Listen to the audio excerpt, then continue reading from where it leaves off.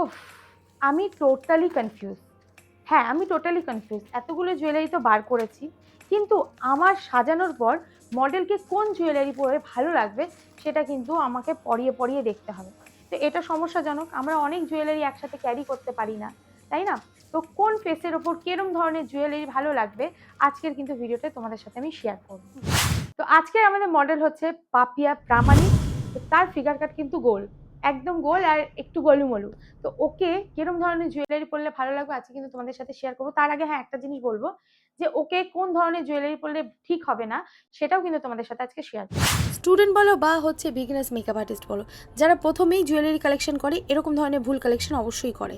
তিনটে হারের সাথে যেরকম লহরি অ্যান্ড চাটাই হারের সাথে এমন একটা চিক যেটা চাটাই হারকে টাচ করছে, আর তার সাথে এমন একটা কানের যেটা কান বালা টাইপ অফ লাগছে, সেটা কিন্তু কখনোই এইরকম ড্রেসের সঙ্গে প্রযোজ্য নয়। আবার এরকম একটা ফিগারের যাকে গোলুমলু একটু দেখতে, তাদেরকে সবসময় হালকা লাইট ওয়েটেড জুয়েলারি ভালো লাগে।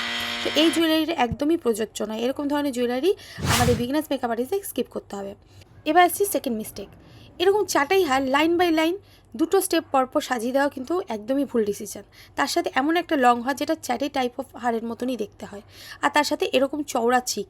যদি চিকটা রেখে দিয়েও আমরা দুটো চাটাই হারকে সরিয়ে দিই, সেক্ষেত্রে কিন্তু দেখতে ভালো লাগতে পারে। আর তার সাথে টপ কানের এরকম চাটাই হারের সঙ্গে, মানে স্টেপ বাই স্টেপ দুটো চাটাই হারের সাথে এরকম কানের কিন্তু একদমই পরানো উচিত নয়। যদি এরকম ধরনের আমরা কিছু পরাই, তাহলে এরকম ধরনের শাড়ি আমরা পরাতে পারবো না, এটা সাউথ ইন্ডিয়ান টাইপ অফ হয়ে যাবে।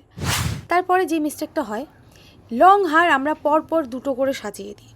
দেখো, লং হার যদি আমরা পরপর দুটো করে সাজাই, সেটা তো একদমই ভুল ডিসিশন নেওয়া হবে। তার মধ্যে যদি একদম গলা চিক ভরা একটা নেকলেস থাকে, সেটা আরও ভুল ডিসিশন হয়ে যাবে। আর ঝোলা কানের থাকলে তো সমস্যাই সমস্যা, কারণ এরকম ধরনের জুয়েলারির সাথে লং হারের সাথে এরকম ধরনের জুয়েলারি আর এরকম কানের কিন্তু একদমই মানানসই নয়। তো এটা করাটাও আমাদের জন্য ভুল ডিসিশন হবে। সো এরকম যদি ভুলভাল জুয়েলারি আমরা আমাদের মডেলকে পরাই, সেক্ষেত্রে মডেলকে কখনোই দেখতে ভালো লাগবে না। আর যতই তুমি সুন্দর করে সাজাও না কেন, মডেলকে দেখতে একটা কীরকম লাগবে। তাহলে এইটা শুধুমাত্র আমাদের মডেলের জন্য অ্যাপ্লাই করা যায়, কিন্তু ক্লায়েন্টের ক্ষেত্রে এটা আমরা করতে পারি না। কারণ কি, ক্লায়েন্টের সোনার জুয়েলারি থাকে, অনেক সময় আত্মীয় স্বজনরা যায়, সেই সমস্ত জুয়েলারি পরতে হয়। তো সেক্ষেত্রে আমরা কিন্তু আমাদের ব্রাইডের উপর এইটা করতে পারবো না, শুধুমাত্র আমরা মডেলের উপর এরকম জুয়েলারি অ্যাপ্লাই করতে পারবো। ফাইনালি আমি দেখো দুটো লং হার পরেছি, দুটো চাটাই হার, আর এরকম একটা চিক হার। চিক যখন পরেছি, চিকটা ওর চাটাই হারকে টাচ করছিল, যার জন্য ওটাকে চেপে দিয়েছি।